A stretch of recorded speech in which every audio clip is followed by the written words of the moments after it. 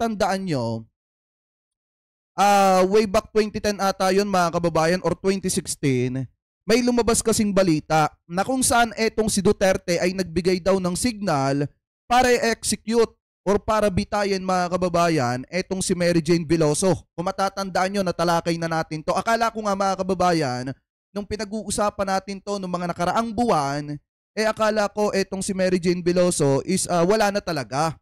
Pero nagulat ako kasi may lumabas na balita mga kababayan kanina na kung saan sa panahon ni PBBM, etong si Mary Jane Veloso ay mapapabalik ng Pilipinas. Ano po, at dito siya maiipiit sa bilangguan ng Pilipinas at malaki pa ang tsansa mga kababayan na magkaroon pa ng pardon para makalaya etong si Mary Jane Veloso. So kung matatandaan nyo, ano ba yung istorya nito mga kababayan? Ito po ay naipost noong September 12, 2016. Sabi po kasi dito, para may background lang tayo pagka tinalakay na natin etong balitang ito. Sabi po kasi dito mga kababayan, President Rodrigo Duterte had given the go signal to execute convicted Filipina Mary Jane Veloso in Indonesia according to a report.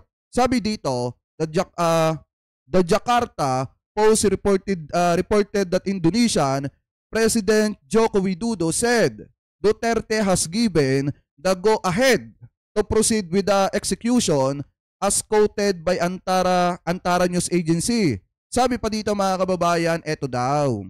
Etong si Mary Jane Veloso, yung naging kaso niya mga kababayan sa Indonesia, nahulihan po siya mga kababayan sa isang maleta ng 2.6 kg of heroin. Mga kababayan, yan po yung naging kaso niya. Kaya nakulong po siya ng mahabang panahon dyan po sa Indonesia mga kababayan. At kung matatandaan nyo, mismong sinabi nitong presidente ng Indonesia na si Joko Widodo na eto daw pong si Duterte ay nagbigay ng basbas para bitayin etong si Mary Jane Veloso. Pero kalaunan mga kababayan, pinasinungalingan po yan ng Malacanang nung panahon ni dating Pangulong Duterte. Pero ang maliwanag dito mga kababayan, eto pong si Mary Jane Veloso ay daplis nang humarap sa isang death row mga kababayan na kung saan daplis na po itong mabitay. So ngayon mga kababayan, ano nga ba yung tinutukoy nating balita?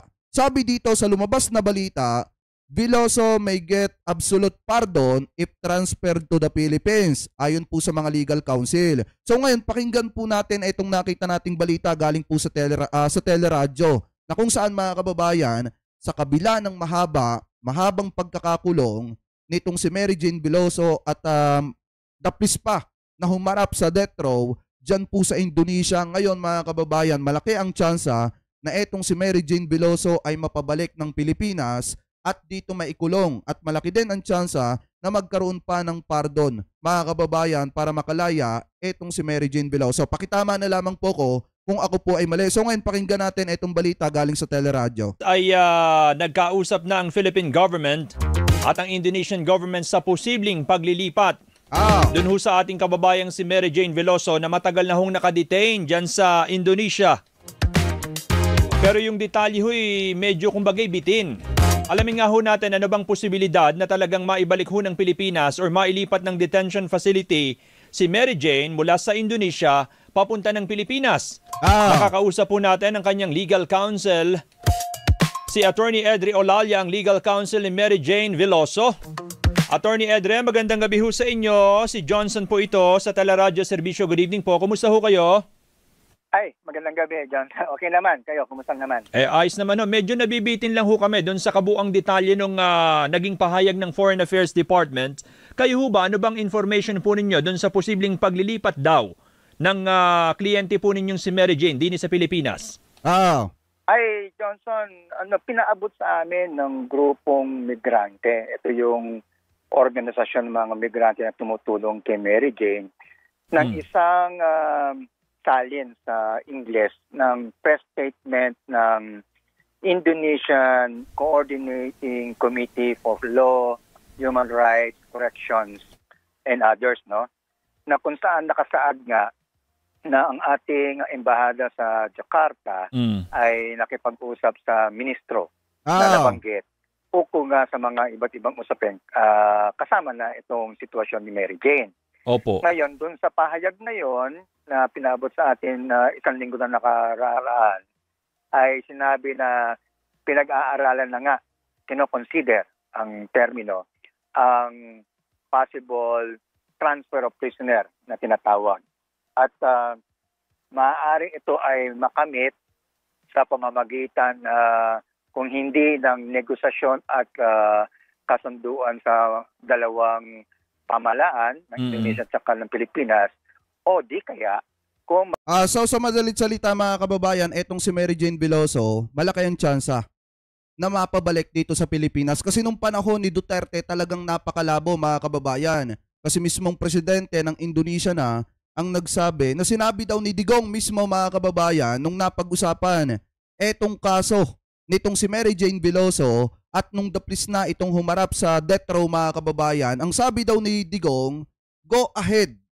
Kung gustong bitayin itong si Mary Jane Veloso, go ahead. Mga kababayan, yan daw yung sinabi ni dating Pangulong Duterte. Pero sa panahon ni PBBM mga kababayan, since nakikipag-usap ang ating gobyerno dyan po sa Indonesia, malaki ang tsansa na itong si Mary Jane Veloso ay mapabalik ng Pilipinas. Ano po ngayon, ipagpatuloy pa natin. Maglalabas ang bago nilang presidente, Subianto yata ang presidente nila, ng panibagong polisiya ukol sa pagtrato ng mga banyagang detenido sa Indonesia.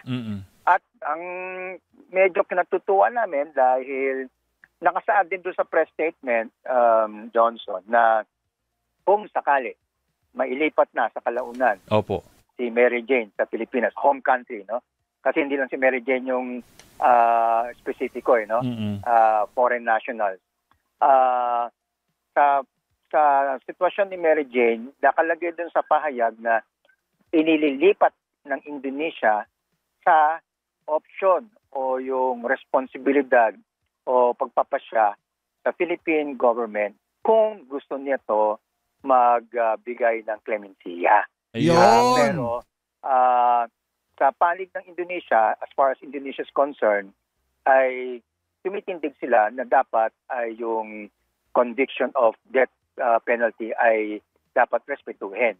So yun ang kabuuan nun, yung pahayag na yun. Ayun. So pero Attorney Edre, wala hong klaro doon kung merong timeline na sinusundan yung posibleng paglilipat kay Mary Jane from her detention facility sa Indonesia pauwi ng Pilipinas.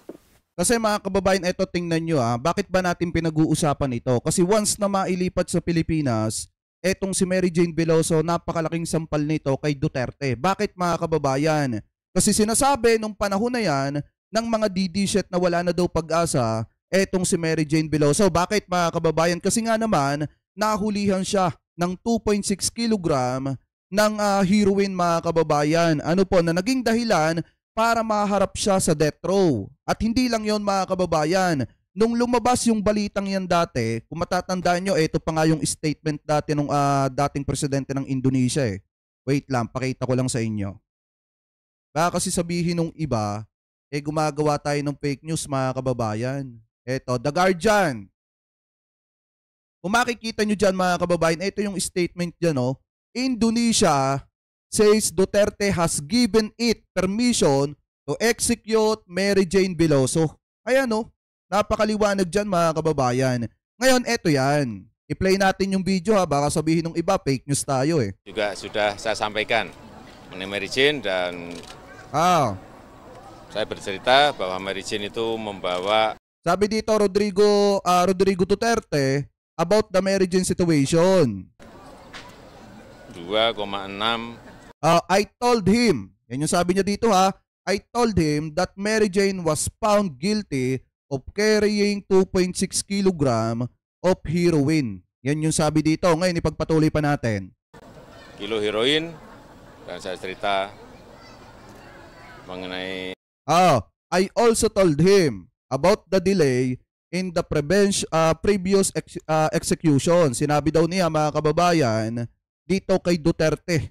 At ito daw yung parang sinasabi nila dito, ito yung nagiging dahilan kung bakit nadidelay yung execution mga kababayan kasi nga hindi pa nila nakakausap etong presidente ng Pilipinas at si Digong yon nung panahon na yon. Ngayon ipagpatuloy pa natin. Penundaan eksekusi yang kemarin. President Duterte answer. Ito daw yung sagot ni Duterte mga kababayan. Sabi dito, President Duterte answer. Sumagot daw, go ahead. if you want to execute, yan yung sagot ni, ni Digong. Mga kababayan, kung matatandaan nyo, ito yung nagsasalita, si Joko Widodo. Ano po, ipagpatuloy pa natin. Presiden Duterte saat itu menyampaikan, silahkan kalau memang mau dieksekusi. Proses hukumnya. The Attorney General will follow up the process of execution, mga kababayan. Yun yung sabi nila dito. Coba nanti Jaksa Agung yang nanti akan. But the answer from Duterte is the same. Yan yung sabi dito, mga kababayan, no? Kasi baka sabihin ng iba, fake news yung sinasabi natin dito. Ayan yung source natin, The Guardian. Partida, may article yan, tapos may video pa.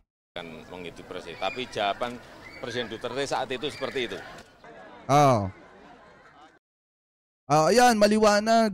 Kasi mga kababayan, pagka si Mary Jane Veloso na ipalipat sa Pilipinas, sampal ng malaki yan kay Duterte. Bakit, mga kababayan? Kasi yung sinabi niya dati na go ahead if execute her, mga kababayan, yung sinabi niyang yon na para bang ipinamimigay na niya yung kababayan nating Pilipino na bitayin dun sa ibang bansa, mga kababayan, once na mapabalik si Mary Jane Veloso, sampal ng matindi yan sa kanya. Kasi saglit na gawa nila ng aksyon, makipag-usap sila sa Indonesia, hilingin nila ang buhay ni Mary Jane Veloso, mga kababayan, bagkos nagbigay pa ng go signal etong si Digong. Pero sa panahon ni PBBM ngayon, mga kababayan, ganito yung nangyayari na malaki ang tsansa na mapabalik ng Pilipinas etong si Veloso. Ano po, ipagpatuloy pa natin? Wala. Medyo general yon. Sa katunayan, kung meron man, hindi namin malalaman dahil political and diplomatic approach to labas kami diyan dahil legal lang ang aming tungkulin. Hindi kami kasama sa pag-uusap. Saka Indonesia nag-uusap. Opo. Kung meron man, malalaman na lang natin kung merong timeline man lang. Opo. Pero sa pagkaalala ho ba ninyo, meron na bang mga precedent na ang isang detainee na Pilipino mula sa ibang bansa ay inilipat pabalik ng Pilipinas? Nangyayari ho naman talaga yan. Nako, alam mo, sa totoo lang, talagang inuhukay ko yung aking memorya. Wala akong maisip na itong particular na napatawan na ng death penalty, hindi pagkakulong, Opo. Death penalty ay ililipat o iuwi para i-serve yung sentensya na wala naman sa Pilipinas kasi wala tayong death penalty, di ba?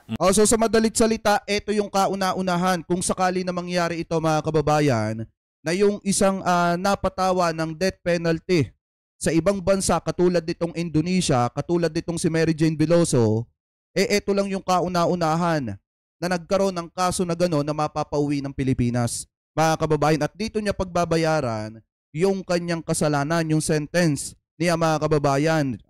Pupunan niya sa loob ng bilangguan dito sa Pilipinas. So ngayon, ipagpatuloy pa natin. So paano natin i-serve sa kanya yung death penalty kung wala naman death penalty sa Pilipinas? Tama. So medyo kakaiba ang tawag namin, unique, and novel yung situation. Kaya nagbibigay siya ng bagong pag-asa. Opo. Saka, kasi kung tutuusin mo, kung walang death penalty sa Pilipinas, ano yung susunod na kaparusahan? Di ang susunod na kaparusahan ay yung tinatawag na panghabang yung life imprisonment, pero hindi naman talaga totoong panghabang buhay yun kasi 40 years lang yun. Tama. So, unique siya. Welcome development siya kasi nagbuka matagal na panahon na nanawagan tayo ng clemency sa Indonesia. Opo. Sa dati nilang presidente. Ito medyo bumuka, no? Kasi malinaw din sa pahayag isinasalin na sa Philippine government yung pagpapasya. So maganda yan. Magandang development yan kung matutuloy nga ang pag-uusap. So ibig sabihin, Attorney Edre, ang pagkaintindi ko po sa inyo, base dun sa binasa po ninyo na pahayag mula sa Indonesian government, kung ano man ang magiging decision ng Philippine government once na si Mary Jane Veloso ay mailipat sa atin sa detention facility ng Pilipinas, nasa discretion na rin ng kinauukulang mga opisyal ng Philippine government kung anong magiging hatol kay Mary Jane Veloso. Dahil wala nga naman tayong death penalty. Tama po yan. So, magre-range yan at worst, no? Pinakamasaklap niyan, tatapusin niya yung nalalabing 40 years. 14 years na siya doon. Ibig ba sabihin, 26 years pa siyang mapipiit. At best, absolute pardon. May middle ground din, no? Ang sinasabi ko, ayaw kong pangunahan kasi Johnson, no? Kasi nag-uusap pa sila, no? Pero ang sinasabi ko lang, possible scenarios. So at best, absolute pardon. At worst, remaining ng 40 years. Pero may middle ground din eh. Pwede mag-commute, no? Pwede din conditional pardon. Instead ng commute, babawasan yung taon ng pagpapa-detention. Pero maganda kasi dito mga kababayan, kahit pa sabihin na dito siya mapiit ng matagal sa Pilipinas, ang maganda dito, nasa Pilipinas siya. Madadalaw siya ng mga kapamilya niya at higit sa lahat mga kababayan, ligtas na siya doon sa bitay. Kasi wala nga mga kababayan sa Pilipinas na death penalty.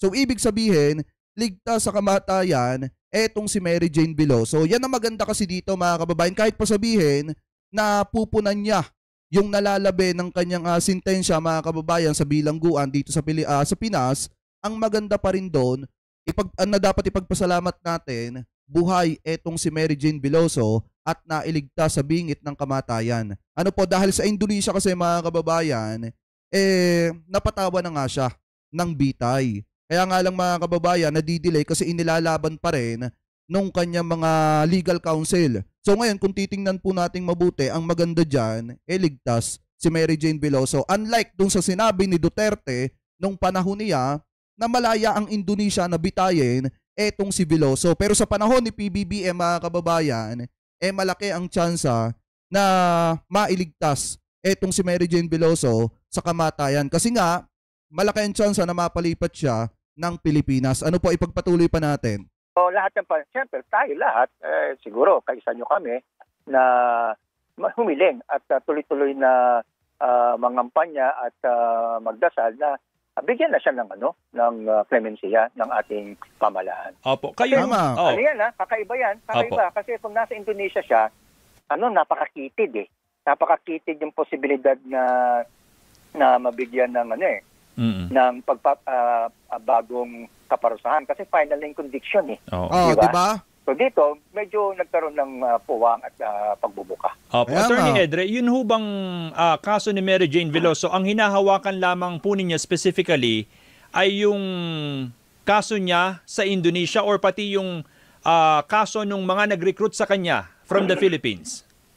Technically, nung siya ay dapat na detayin noong April 2015, isang linggo lang namin nalaman yan bago yung schedule ng firing squad eh.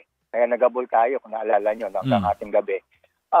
Nakipag-coordinate kami closely doon sa... Tsaka matindi nga mga kababayan yung matindi yung bitay dapat dito kay Mary Jane Veloso. Alam niyo yung mangyayari dito, yung parang death row na kung saan nakatindig itong si Mary Jane Veloso sa isang patag na lugar, mga kababayan, tapos ang gagawin, ipaparatrat siya. Parang ganon, parang ipo-firing squad. Etong si Mary Jane Veloso. Ganon ang mangyayari na pagbitay dapat sa kanya. Kaso nga lang, nahabol ng kanya mga legal counsel mga kababayan at nailaban. Kaya na-delay yung execution mga kababayan nitong si Mary Jane Veloso. Eto na nga yung kauna-unahan.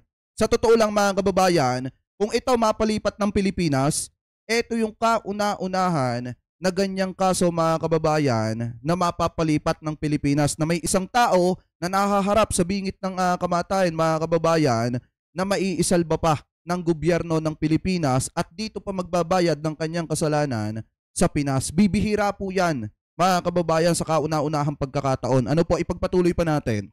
Kanyang Indonesian lawyers. So technically that's legal service, no?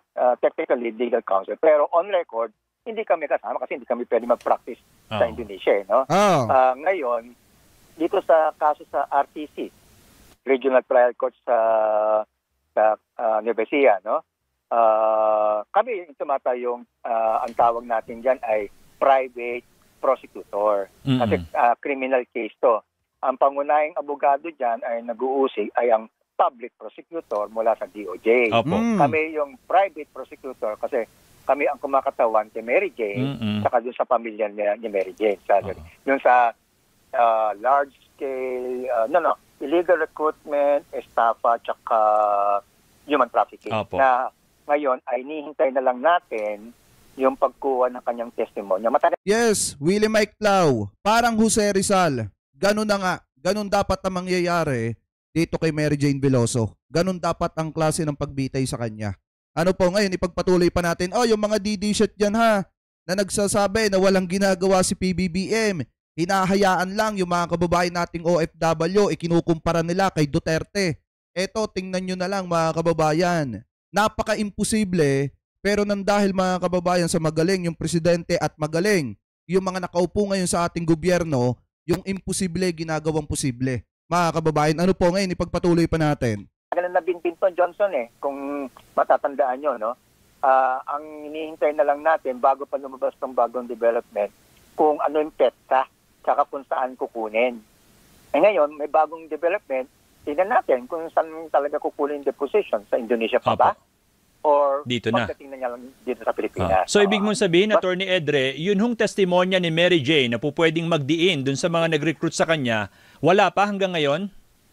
Wala pa. Kasi nga, mahabang kwento. Kasi ilang taon na nakalipas, yung defense ay may karapatan naman yan, no? Yung illegal recruiters na kinakatawan ng Public Accounts Office. May mga karapatan yan kasi sanay naman kami bilang Defense Counsel. Pero sa unfortunately, medyo tumagal at medyo masyadong in-stretch, no? Yung panahon bago talaga na pirme. Umakyat pa ng Supreme Court yan kung hindi nyo nalalaman para pinal na pagpasyahan na pwede ba magtestimonya si Mary Jane sa Indonesia. Umakyat pa sa Supreme Court. Sinasabi ko, pwede. Tapos mag-usap na lang ang gobyerno ninyo at ang gobyerno ng Pilipinas kung ano yung detalye. So, tama ka kasi even morally and politically, if not legally, ma-establish judicially na talagang biktima si Mary Jane at magiging karagdagang pudyat yan o batayan para bigyan siya ng clemency. Kasi saan ka naman nakakita na biktima siya mismo ang paparusahan, di ba? Ay anong status nung local recruiter niya, yung Julio? Kasi parang ang pagkakaalam ko mga kababayan, nung mga panahon na yan, parang naipalabas yung talambuhay nitong si Mary Jane Veloso. Parang sa MMK ata yun mga kababayan. And then ipinapakita kasi doon na etong si Mary Jane Veloso parang nagluluwas lang siya ng mga maleta abroad. Ano po, na kung saan hindi niya alam kung ano yung laman nung maleta pero parang may natatanggap siyang pera doon. Yun yung pagkakaunawa ko dyan mga kababayan And then inilaban yan hanggang sa parang nagprotesta pa nga ata yung mga taga-suporta at yung mga sumusuporta dito kay Mary Jane Veloso na kung saan mga kababayan sinasabi na wag bitayin etong si Veloso. So ngayon kung titingnan po natin, talagang etong si Veloso mga kababayan, biktima lamang ito. Ang dapat talagang mapapanagot dyan, yung mga nag-recruit sa kanya at yung mga nagbibigay ng maleta na may laman na ipinagbabawal na ba to nung panahon na yon na inuutusan siya mga kababayan na magluwas ng maleta na hindi niya naman alam kung ano yung laman ng maleta. Ano po ngayon, ipagpatuloy pa natin. Julius Lacanilao at saka si Maria Cristina Serio. Nakapiit po sila sa Nueva Ecija Provincial Jail kasi meron na unang kaso na natapos na. Tatlong kapwa mga taga Nueva Ecija, mga bata to, Johnson.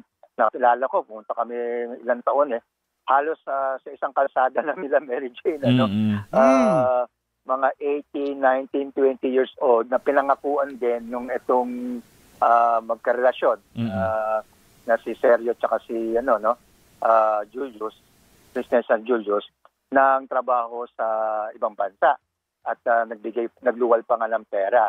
Nagreklamo sila for large-scale illegal recruitment. Natapos yun. Private prosecutor po kami doon na sentencehan sila ng life, sa technical term ay reclusion perpetua.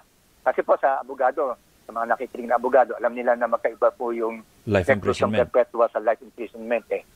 Reclusion perpetua, 40 years po. Nakapiit sila doon sa provincial jail po. Opo. Ay, panghuli na lamang, attorney, kayo ba'y nagkakausap ng mga magulang ni Mary Jane? Kailan kayo huling nagkausap sa kanila? At kung may reaction po sila doon sa development po na ito, anong sabi? At panahon naman kasi siyempre nagtatanong sila lalo na may mga pagkakataon na nag-aalala sila sa kalusugan ni Mary Jane. Nabalitaan namin na meron siyang medical procedure na kinakaharap, tapos na nayayamot na rin, tapos paminsan-minsan nagtatanong din sa mga ibang legal na consultation. Ang huli naming pagkikita na personal nung bumisita kami sa Indonesia mismo, nakita namin si Mary Jane. Sabi dito, pinagamit ng ibang bag yan. Bag ba yun? Hindi ba yung parang maleta? Pakitama na lamang po ko ha kung ako po ay mali. Anyway, pagpatuloy pa natin. Pero nung pumutok itong pahayag ng Indonesia, nakausap ko yung migrante, nagkataon naman, no, Johnson, na kinabukasan, pupunta sila ng Bersia para bumisita sa mga Veloso. So mai-inform ng pamilya? Oo, na-inform na nila na kaya tinanong ko migrante, mag-uusap pa ba kami? Hindi na, mukhang okay na. At ang nakita ko naman sa ibang mga media outfit, maunawa natin ang damdamin ng magulang, no? Ina, tatay, na sana hindi na makulong sa Pilipinas. Sana dumiretso na lang umuwi. Pero syempre, titingnan natin. Kaya tuloy-tuloy tayo manalangin, tuloy-tuloy tayo na himukin ng ating gobyerno na bigyan na lang ko ng siya itong si Mary Jane bilang kababayan. Kasi marami tayong mga kababayan na dumadanas ng ganitong sitwasyon na napapahamak at pinagsasamantala ng kanilang kamangmangan at kahirapan. Alright. Pero syempre, mangyayari yun kapag nailipad na siya ng Pilipinas. Opo. Kasi yun ang pinayag ng Indonesia. Wala tayong kapangyarihan na gumawa ng gat na nasa Indonesia kasi ang jurisdiction nasa Indonesia. Nasa kanila. Alright. Attorney Edre, maraming salamat sa oras po ninyo sa mga paliwanag. Mag-iingat po kayo. So yan, maliwanag mga kababayan ha. Si Mary Jane Veloso, malaki ang tsansa na mapabalik ng Pilipinas. Ano po, sa kauna-unahang pagkakataon, ito yung una na talagang mangyayari sa kasaysayan mga kababayan. Ano po, na etong si Mary Jane Veloso naharap sa death row mga kababayan, sa execution, daplis pang mabitay, dahil mga kababayan dito sa sinabi na basbas ni Duterte na walang problema na bitayin etong si Mary Jane Veloso. Go ahead mga kababayan. So ngayon, isang malaking sampal sa mga Duterte mga kababayan kay Digong kapag ka nangyari etong sinasabi dito mga kababayan ng legal counsel nitong si Mary Jane Veloso. Kapag ka ito na ibalik ng Pilipinas at dito niya pinagbayaran yung mga nalalabi niyang sentensya mga kababayan, talagang isang malaking sampal yan kay Duterte dahil sinabi nila nung panahon na sila ang nasa kapangyarihan mga kababayan, ayon po dito sa dating presidente ng Indonesia na binigyan ng basbas ni Duterte na bitayin etong si Mary Jane Veloso. So ngayon mga kababayan, yan ang isang patunay na ang gobyerno ni PBBM gumagalaw para protektahan